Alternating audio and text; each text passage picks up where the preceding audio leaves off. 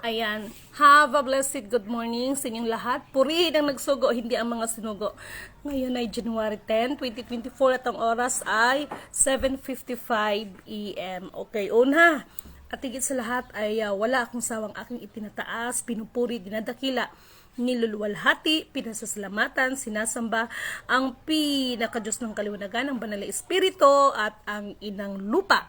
Maraming salamat sa apat na elemento ng digdig, elemento ng apoy, tubig, hangin at ng lupa at sa apat na direksyon na ito from the north, east, west, south. Mabuhay ang nagmumula sa perlas ng silanganan, ng sikatan ng araw. Mabuhay ang nagmumula sa Maharlika Kingdom of God, the Lufasug Sulu Empire, Darul Islam, the 11 countries, 1C. Mabuhay ang nagmumula sa 12 tribes. Nawa ang espiritu ng katotohanan, kaliwanagan, katarungan, kapayapaan, kahinuhunan, katalinuhan, kapatawaran at pag-ibig ay suma sa atin. Okay. Lahat ng mga kapatiran, dalangin ko, no? Nawa na sa mabuti kayong mga kalagayan. At physically, mentally, spiritually, lahat yan ay naka-intact. Okay, hindi na ako magtatagal sa mensahe ko. This morning ay bahagi ko lang ito sa inyo. This morning ay ipinaminsahe, no, lalo na sa mga naniniwala, no. Wala namang bayad yung ating mensahe, no.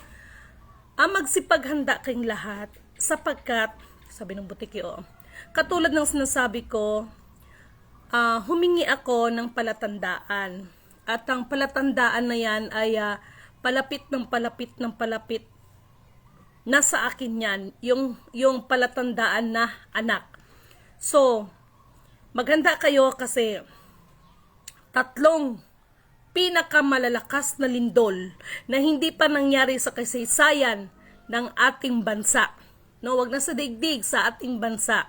Ulitin ko, pinakamalalakas na lindol na hindi pa nangyari sa kasaysayan ng ating bansa, ipinakita kaninang umaga.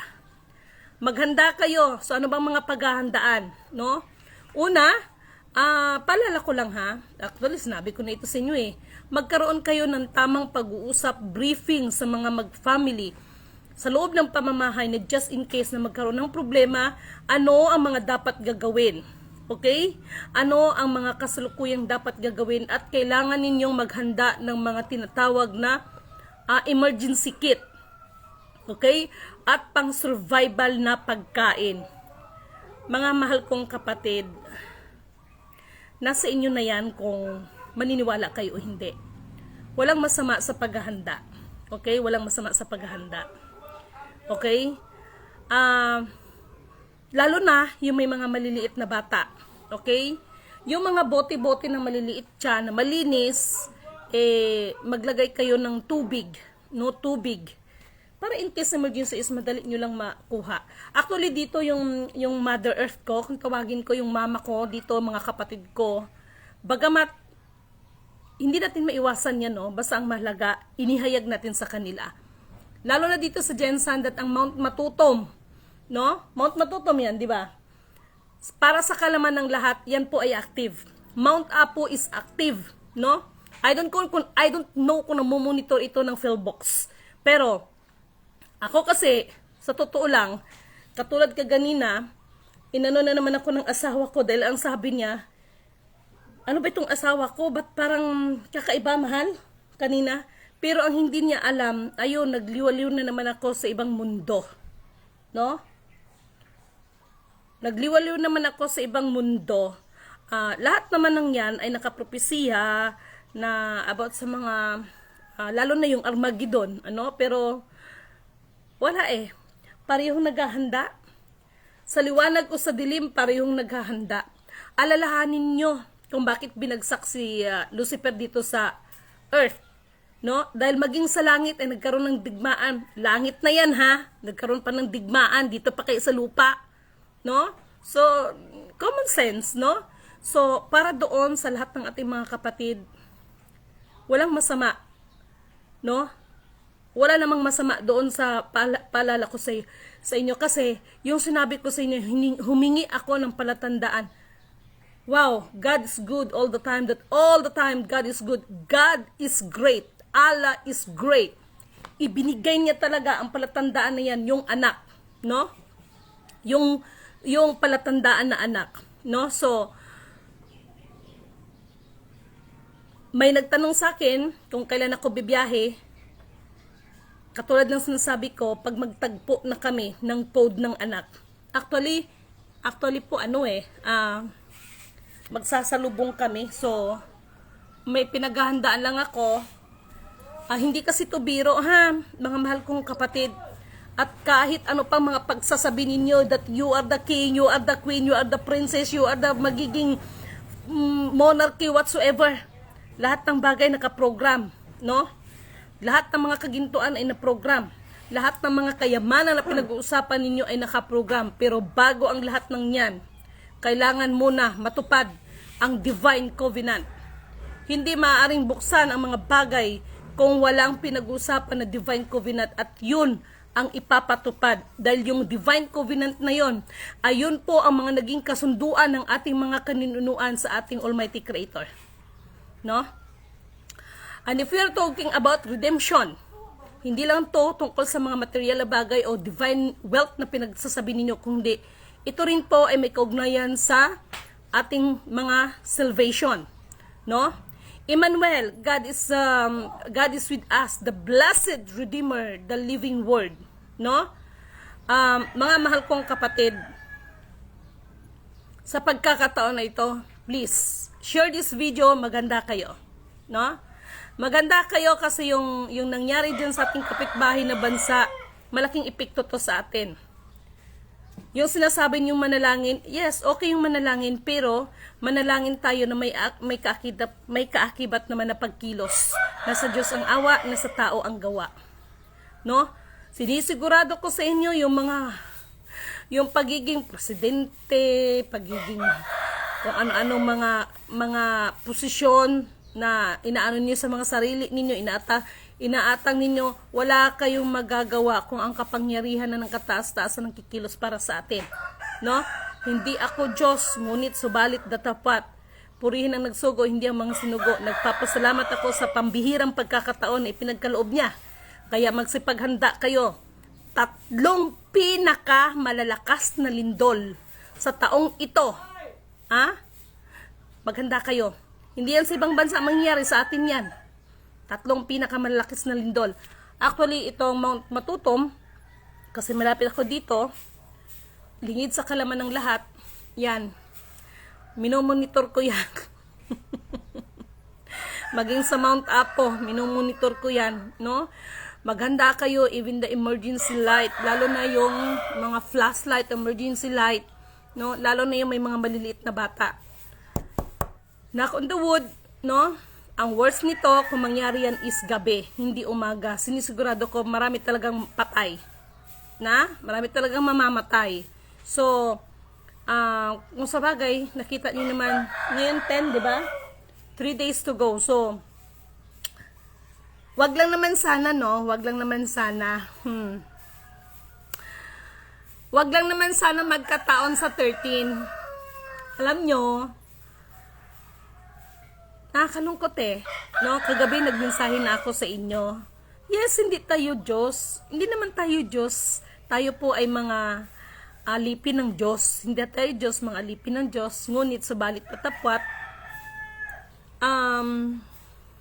wag din tayo magpakalasing sa ipinagkaloob sa atin kasi yung iba nalalasing na Kaya yung iba, naniwala naman ako na kayo ay isa rin sa mga pinili. Pero, ang iba lang ay nagpakalasing sa mga pangarap na maging tanyag sa buong mundo, no? Ay nakasaad si Biblia, total nagbabasa din naman kayo ng Biblia, di ba? Anong nakasaad diyan? Ang sino man ang umiibig sa sanlibutan ay hindi umiibig o wala sa kanya ang Diyos Ama. Maliwanag yan. Babaliin ba natin yan? Uulitin ko. Nakasaad yan sa banal na kasulatan. Nakalista doon yung setas na yon. Ang sino man ang umiibig sa sanlibutan ay wala sa kanya ang Diyos Ama. Kaya yung mga bagay, no? yung mga bagay na nangalasing, no, sa mga makamundong bagay, no? Actually, yung makamundong bagay is not only about the sex, but also yung mga pagtatangi sa mga bagay na kahit hindi iyo inaangkin mo, no? Ma-consider yan ng mga makamundong bagay. Anyway, so umagang ito, hindi ko na patatagalin dahil this morning, marami akong preparation na dapat gagawin. Marami akong paghahanda na dapat gagawin, and still, Lidimin Canoto is ano pa rin, tawag nito, ay nagmo-monitor. May mensahe pala ako sa kapatid na Donald Trump. No? Total, nandiyan man yung ating mga kapatid. Alam mo, kapatid na Donald Trump, President Donald Trump, kasalukuyan ng Amerika. Ito lang mensahe ko sa iyo, no? Alam ko maraming magtataas ng kilay nito na sasabihin na, sino ka para magbigay ng mensahe? Si Bongbong nga, hindi nga naimbitahan, no? Pero alam ko ang kapangyarihan ng Diyos ang kikilos. Makakarating sa iyo ang video at mensahe ko sa iyo. Alam mo, mahal na kapatid na Donald Trump, hindi itong eleksyon noong nakaraang eleksyon. Idiniklara ka na mananalo ka, pero natalo ka. No? Given ang wisdom na binibigay ng Diyos, pero nasa Diyos ang awa, nasa taong gawa. Itong eleksyon na ito, may mga witness yan. Sa abot ng makakaya, sa tulong, patnubay, gabay ng banal na espiritu at karunungan na ipinagkaloob ng Diyos, nagawa namin. No? Na secured na hindi ka madadaya ulit. Kaya nga yung nagkaroon ng leak sa Philadelphia na madadaya ka o dadayain ka, ito po ay nisiwalat. Ngayon, ano ang punto ko dito? Kahit po kayo ang naging presidente ngayon ng Amerika, hindi po ninyo magagawa ang lahat ng gusto ninyo. Maliban kung ang katotohanan ay sumasa iyo na. Ano yung katotohanan? Ipairal ang katarungan na nais ng kataas-taasan sa atin. At purihin ang nagsugo, hindi ang mga sinugo.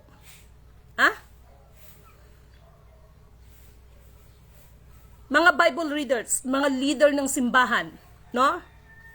Kayo matataas ang mga antas ninyo sa pag-aaral ng banal na kasulatan, no? Ano bang ginagamit ng simbolo ng Amerika? That is phoenix. No? That is phoenix. Yan ay sumisimbolo bilang agila, no? Pero sa totoo lang, pagdating ng banal ng kasulatan, ano ba ang tumutukoy bilang hari sa lahat ng mga hari? 'Di ba ang leon? Nagets niyo ba ang point ko? Nagets niyo ba ang point ko? Kaya, mahal na kapatid na Donald Trump, wala ring ibang tutulong kung sakasakali ay Pilipinas pa rin o ang Maharlika. No? Ang Maharlika. Kailangan nyo rin po ang tulong namin. Sa pamamagitan ng tunay na pinagkalooban. Is that crown is the basis para sabihin na yan ang magiging daan upang ipatupad ang kalooban ng Diyos? Hindi po. Kung hindi, to stand the truth and the truth shall set us free. As long as nandoon pa rin sa mga sarili ang mga pagkukunwari, pag-iimbabaw sa mga sarili, pandadaya, panlilinlang sa kapwa, ay Lidimin Canoto declared. No?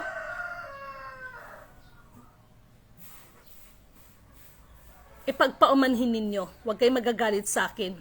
Gutom ang aabutin nating lahat.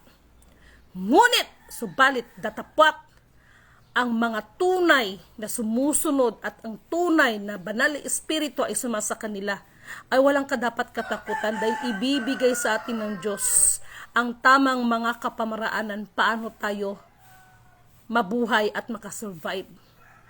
Sa panahon ngayon, hindi na uso, ikaw ang lamang. Kung hindi, sa panahon ngayon, pagsipkapan na makasurvive. Hindi yung makalamang, manlamang, kung hindi ang makasurvive. At higit sa lahat, pagsikapan ang bawat isa kung papaano tayo mapabilang sa kaharian niya. No? Walang masamang mangarap. Ang maging masama dito, yung mayroon ka ng taong maapakan, ang sarili mo na ang itinataas mo. Magaling magsalita pagdating ng salita ng Diyos.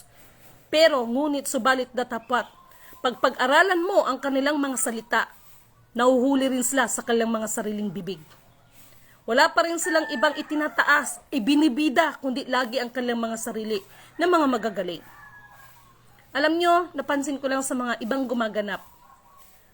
Nandoon ang Diyos na sinasabi, nandoon ang banal na kasulatan na sinasabi. Pero kung tutuusin, bakit kayo nag-aaway-away?